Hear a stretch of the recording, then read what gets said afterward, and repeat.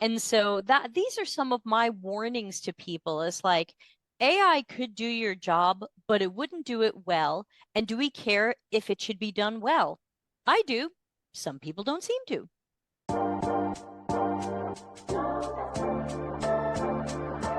Debbie, what is on your mind these days? I know a lot. You have your own YouTube channel. You are a successful book author. I know you're posting on LinkedIn, right? You're everywhere. There it is. Customers Know You Suck. I absolutely have that book too. Thank you. Thank Love you. it. Thank you. Thank you. So, yes, what is on your mind these days?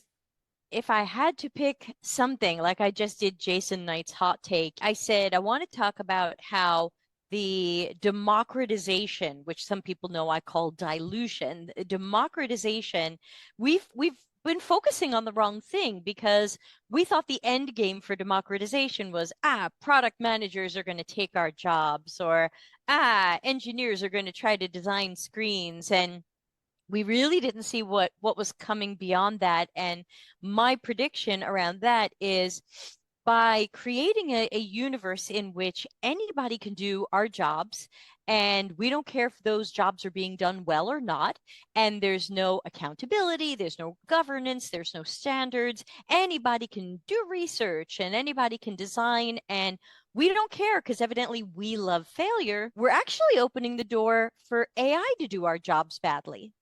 AI will take your job sooner than you thought, because right now a lot of UX people think AI can't take my job. AI does my job badly. Why would anybody replace me with AI doing my job badly? Here's what the slippery slope looks like.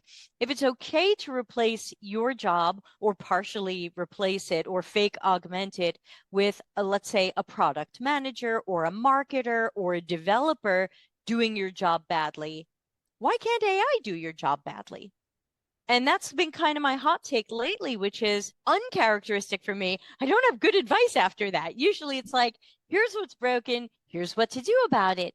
And in this case, it's like, here's what I see coming, and I'm not too sure how to get out of the way of that boulder. Let's talk a little bit more about that AI coming into the UX world. Why do you feel that that could take our jobs? It's designed to take our jobs. It will help you do your job is the spoonful of sugar. Design thinking was going to make everybody care about design and prioritize the user experience. We keep getting fed these weird Trojan horse narratives that so far haven't been true. Lean UX didn't give us a seat at the table. Lean UX disempowered us. Design thinking didn't give us a seat at the table. It disempowered us. Democratization didn't give us a seat at the table. It helped us get laid off. The messages we got about these things didn't match the messages everybody else got about these things. And so we're getting the message, AI, it's really going to help you do your work better. You're just going to be so much faster. You're going to get more done. But like, that's not necessarily what other people are being told about the tools that we're being sold on. They're being told, you don't need a researcher. AI is going to write the research plan, tell you what to ask. AI is going to ask those questions if through a chatbot or through a speaking interaction. The message that everybody else is getting is, you don't need Debbie and Jen. These systems are going to do this. These systems are going to design your stuff. These systems are going to pretend to understand your customers. And so I think that one of the key problems with AI is when it takes our job, a lot of us are going to be fake surprised. And I'm going to be going, you ushered that in. You brought that tool in because you were told it was going to make your job faster. You didn't realize that it was going to help you not work there anymore because if that can do, let's say it's going to analyze research data, which I don't think AI does well, but let's just pretend. If someone brings in a tool to analyze research data, maybe we start wondering, what's Debbie doing? What's Jen doing? Why can't we have a marketer talk to some people and give it to the AI? Why can't the product manager call a few customers and give it to the AI? Why can't the AI chatbot a few customers and give it to itself? The thing is, a slippery slope argument is very often the sky is falling. We're going to marry toasters, with these weird things that you hear people say. Even though I'm admitting it's a slippery slope argument and therefore flawed or musing about an unknown future, it is possible that someone will say, I don't think we need Debbie, or I don't think we need Debbie as much because look, this AI claims to talk to our users and find out what they need. Wow. Yeah. Scary stuff. I was having a conversation the other day with a former coworker, and they had a good point about AI replacing UX researchers. She mentioned that the actual conducting of the research is very much a small part of the whole end-to-end process. A lot of it is stakeholder management, gathering that context, not just coming up with a research plan, but there's a lot that goes into coming up with that research plan, that holistic Yes. knowledge of the product or the bit line of business. So thinking about those important soft skills that researchers have to tap into to even come up with a study, which the actual research study is a very small piece of all of that. Think about that context. How do you feel about Except AI taking our jobs? Except NNG has a shitty article saying AI can do that for you. Stakeholder management. I don't know if it says stakeholder management, but it says ChatGPT can write your research plan. I have heard of people creating a research plan using a tool like that. Question I've been asking people to ask themselves around any aspect of democratization is, are you teaching your coworkers that your job is somewhat unnecessary or somewhat replaceable? I don't see me or you as replaceable by robots and LLMs and AI anytime soon. Maybe way out in the future, but as of now, no. And the funny thing is, even when I ask, the only AI I use right now, other than everyday things like Google Maps and Otter, like other than those obvious things, but the only AI thing I use right now is sometimes I'll ask stuff to Claude just to see what it says. I asked Claude, should AI do UX research? And it came back and said no. Claude claims to be very good at critical thinking and deductive reasoning. So I like to give it critical thinking questions to see what it does. And it gave me this whole critical thinking breakdown on why AI shouldn't do UX research.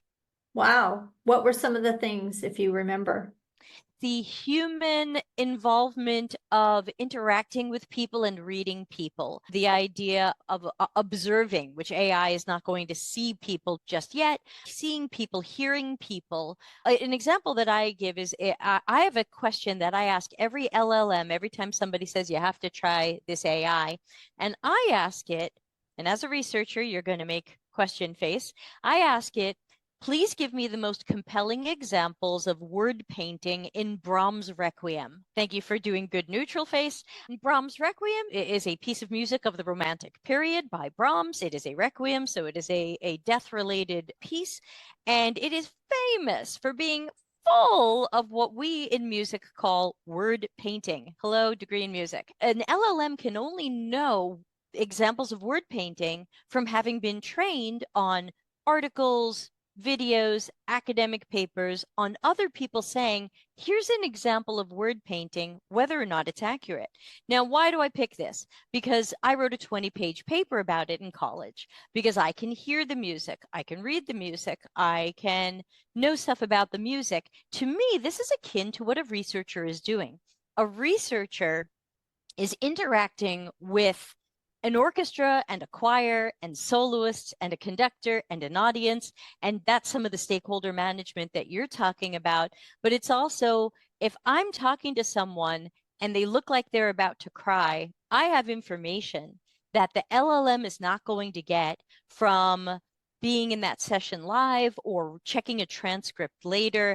That is something a human picks up about another human, or as you and I might say, a dog picks up about a human.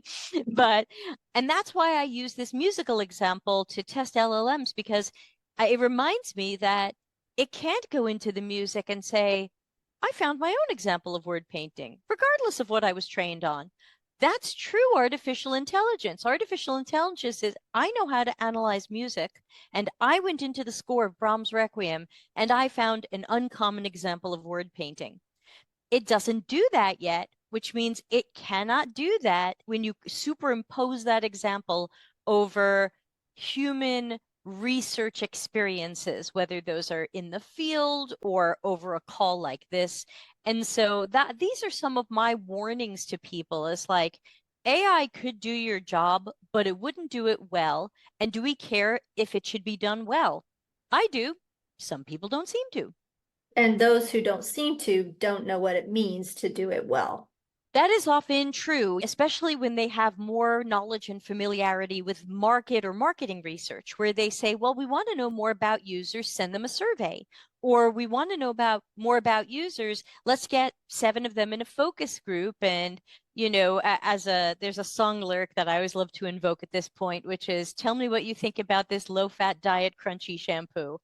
Tell me what you think about this low-fat diet shampoo. Do you think it's crunchy, half crunchy, or not crunchy at all? Put a tick in the appropriate box. Yes, those are song lyrics. If you think that that is the pinnacle of user feedback or user understanding or target audience discovery and investigation, then it's going to seem like AI can do some or all of that. But if you're more familiar with the power and capabilities around more conversation and observational based research, then you know that nothing replaces it. But if you're less familiar with that, or you've read some shitty product management book that makes it sound like UX research is calling some white guy and asking him what our product is missing, you have a beginner's understanding of it, but let's not pretend you have beyond that.